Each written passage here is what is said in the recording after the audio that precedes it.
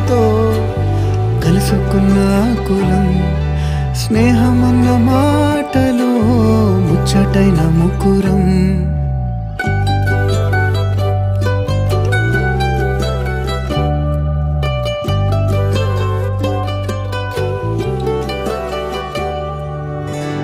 కళ్ళలోకి కన్నీరు రాగానే మాట కొంచెం తడబడుతుండగానే ఏమైంది మామా అంటూ అడిగే గొంతు వీరా నీతో ఉంటే నవ్వుతూ ఉంటారా నువ్వుంటేనే మనమని అంటామురా